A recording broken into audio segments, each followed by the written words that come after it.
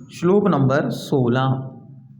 यह जो आपने उपादेय का अर्थात प्राप्त करने योग्य उपाय बताया है, तो कहिए कि इस कार्य के कर्ता कौन है, अर्थात इस कार्य को कौन करता है, किनके द्वारा इस कार्य का लोकोत्तर कार्य सिद्ध किया जाता है। तो आचार्य उसके लिए अगला सूत्र कहते हैं। श्लोक नंबर 16।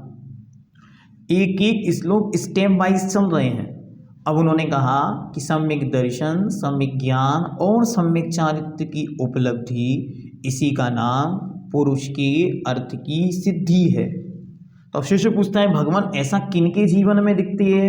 तो बतलाते हैं, अनुसरताम पदमेत करम्बिताचार नित्य निरभिमुखा एकांत विरति रूपा भवति मुनिना मलौक की वृत्ति ही, मलौक की वृत्ति ही। अनुसरतां पदमेतत् करम्बिताचार नित्य निरभिमुखा एकांत विरति रूपा भवति मुनीनामलौक की वृत्ति ही। एतत्पदम, एतत्पदम अर्थात इस रत्नात्रय रूपी पद का अनुसरता, अनुसरण करने वाले, मुनिनाम मुनियों का, वृत्ति चारित्र कैसा होता है? तो कहते हैं करम्बिताचार नित्य निरभिमुखा, पाप रूप क्रिया से सम्मिश्रित आचारों से सर्वथा परान्मुख, अर्थात पाप रूप संपूर्ण क्रियाओं से सर्वथा नित्य निरभिमुखा एकदम दूर रहते हैं। करम्बित मतलब होता है पाप, इनसे युक्त जो आचरण आचार है उससे नित्य हमेशा निरभिमुखा दूर रहते हैं। एकांत विरति रूपा, और परद्रव्यों से सर्वथा उदासीन रूप एकांत में विरति करने वाले हैं। ऐसी उनकी वह विरति कैसी है? अलौकिकी, अर्थात लोक से विलक्षण, जो संपूर्ण संसार जिसे करता है वो उसे नहीं करते, उससे अत्यंत भिन्न अलौकिक वृत्ति को धारण करने वाले भवती होता है।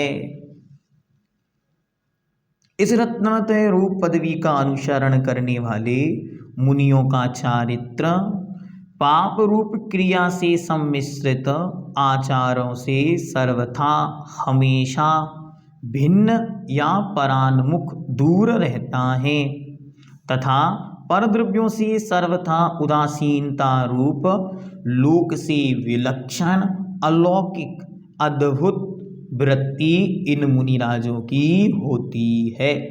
ये पंक्ति याद रखना, मुनि नाम अलौकिकी वृत्ति ही, मुनि महाराजों की वृत्ति अलौकिक होती है, अर्थात जैसा लोक में जीव आचरण करते हैं ऐसा मुनिराज आचरण नहीं करते। उन मुनिराज का आचरण तो हमेशा इस लोक से सर्वथा भिन्न होता है। यह ऊपर कहा हुआ पद पुरुषार्थ सिद्धि उपाय का चिन्ह है। पद शब्द दूधी ना, एतत् पदम, तो एतत् पदम कौन सा पद? वह ऊपर जो कहा था, कौन सा? पुरुषार्थ सिद्धि उपाय, उसको समझाने के लिए यहाँ मुनिराज में बतलाया। उसमें क्या विशेषताएं हैं? तो कहते हैं उनकी अलौकिक वृत्ति होती है। सामान्य जन से संबंध रखने वाली वृत्ति को लौक की वृत्ति कहते हैं। जो लौक की वृत्ति नहीं है उसे अलौकिकी वृत्ति कहते हैं। ये अलौकिक वृत्ति है। उस अलौकिक वृत्ति की विशेषता क्या है? तो उसे कहते हैं पाप मिश्रित आचरण से हमेशा ही दूर रहने वाली परान्मुख वृत्ति वाले होने से मुनिराज कभी भी पाप नहीं करते। उनके सर्वथा पांचों पापों का संपूर्ण त्याग होने से महाव्रत है।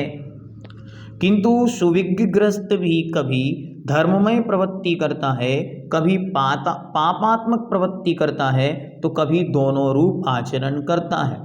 गृहस्थ के आचरण साधु के आचरण से सर्वथा अत्यंत भिन्न है।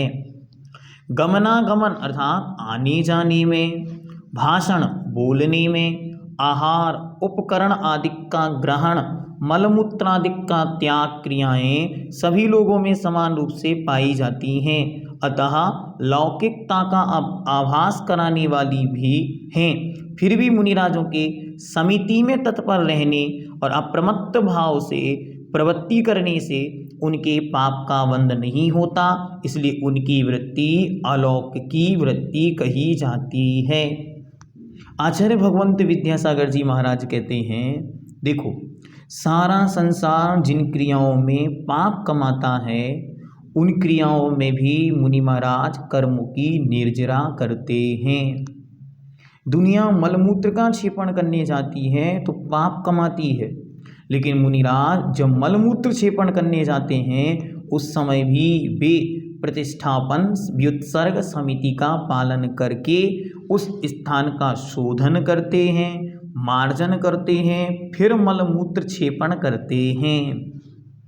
जिस निद्रा में सारा संसार मृत के समान कहा जाता है, प्रमाद में डूब जाता है, स्वप्नों आदि के माध्यम से अनेक प्रकार के पाप कर्म को अर्जित करता है, उस निद्रा में भी वे मुनिराज एक करवट से शयन करते हुए भूशयन नाम का एक मूल गुण पालन करते हैं। तो जिन क्रियाओं में सारा संसार पाप करता है, उन क्रियाओं में भी वे मुनिराज अपने कर्मों की निर्जरा करते चले जाते हैं। इसलिए उनका आचरण कैसा? इसलिए उनका आचरण अलौकिक है। जैसा कि श्री मूलाचार ग्रंथ में कहा, अज्ञानी जीव जहाँ प्रवृत्ति करता है, जीवों का परिहार करने वाला जीव भी वहीं प्रवृत्ति करता है, किंतु अज्ञानी जीव बंध को प्राप्त होता है और जीवों का परिहार करने वाला बंध से छूट जाता है। अथवा पाप की प्रणाली में तत्पर रहने वाले लौकिक हैं, किंतु मुनियों को पाप की छाया भी स्पर्श नहीं करती। जिनका मन शरीर के पोषण में, रक्षण में तथा आभूषण से सजाने में है, वे लौकिक हैं। मुनिराज का मन तो शरीर के पोषण, रक्षण और आभूषण से लज्जा को प्राप्त है।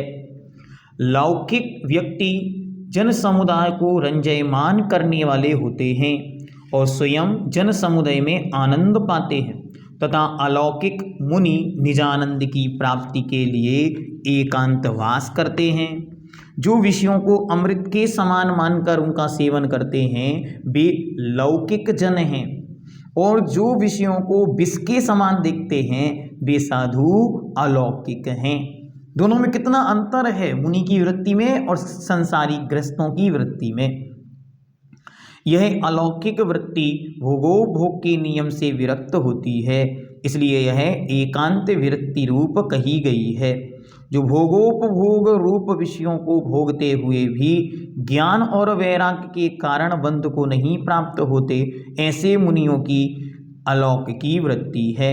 जैसा कि भगवान कुंद देव कहते हैं, क्या लिखते हैं? तो पूज्य ग्रंथराज समय सार जी में लिखते हैं, सम्यक दृष्टि जीव जो इंद्रियों से चेतन अचेतन द्रव्यों का उपभोग करता है, वह सब कर्म निर्जरा के निमित्त हैं। जम कुणदि सम्मडिट्ठी तम सब्बम निज्जर निमित्तम।